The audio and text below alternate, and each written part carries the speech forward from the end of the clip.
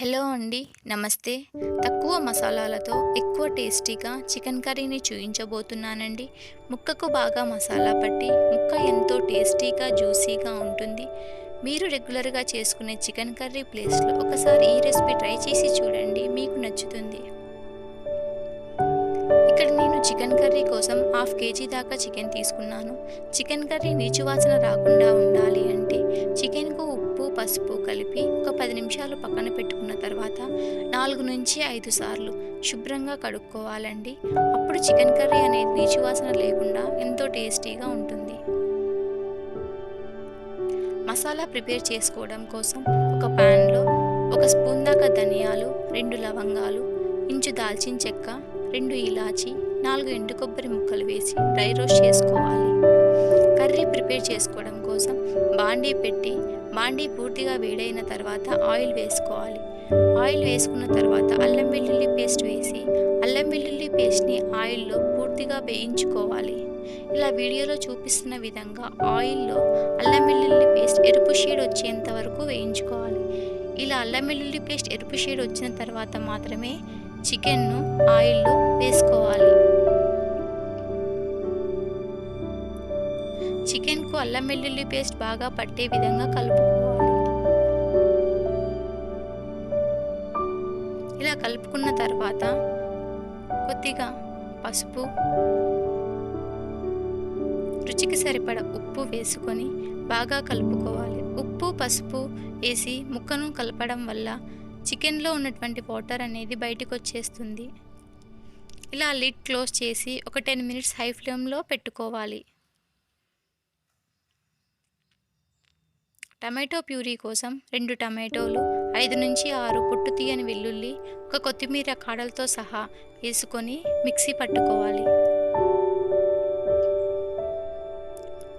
ఒక 10 మినిట్స్ తర్వాత lid open చేసి చూస్తే చికెన్లో ఉన్నటువంటి వాటర్ మొత్తం ఎవాపరేట్ అయిపోయి చికెన్ బాగా మగ్గి ఉంటుంది. అప్పుడు మనం టమాటో ప్యూరీ వేసుకొని బాగా కలుపుకోవాలి.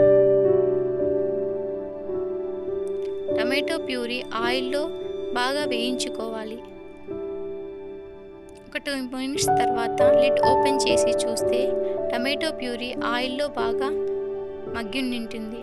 అప్పుడు కారం వేసుకొని ముక్కకు బాగా కారం పట్టే విధంగా కలుపుకోవాలి. లిడ్ క్లోజ్ చేసుకొని ఒక 3 మినిట్స్ సిమ్లో ఉంచుకోవాలి.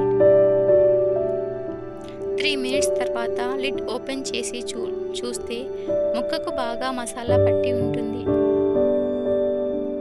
ఇలా బాగా ఆయిల్లో కారం మసాలాలన్నీ వేగిన తర్వాత మనం డ్రై రోస్ట్ చేసి పెట్టుకున్నటువంటి మసాలా పౌడర్ని చికెన్ కర్రీలోకి యాడ్ చేసుకోవాలి.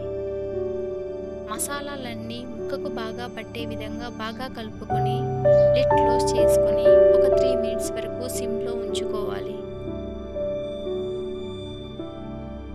3 మినిట్స్ తర్వాత లిడ్ క్లోజ్ చేసుకొని బాగా కలుపుకొని ఇందాక టమాటో ప్యూరీ మిక్సీ పట్టుకున్నటువంటి జారులోనే 1 కప్పు దాకా వాటర్ పోసుకొని ఆ వాటర్ని చికెన్ కర్రీలోకి యాడ్ చేసుకోవాలి.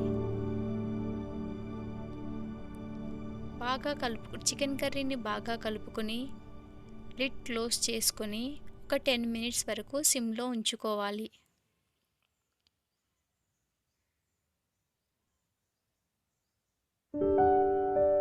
ఒక 10 మినిట్స్ తర్వాత ఓపెన్ చేసి చూస్తే ఇలా ఆయిల్ పైకి తేలి ఉంటుంది.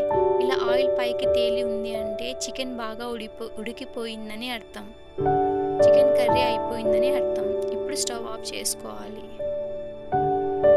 అంతేనండి, ఎంతో టేస్టీగా జ్యూసీగా ఉండే చికెన్ కర్రీ రెడీ అయిపోయింది. మీకు నా వీడియోస్ నచ్చినట్లయితే ఇలాంటి మరెన్నో వీడియోస్ కోసం నా ఛానల్ని సబ్స్క్రైబ్ చేసుకోండి. Thanks for watching.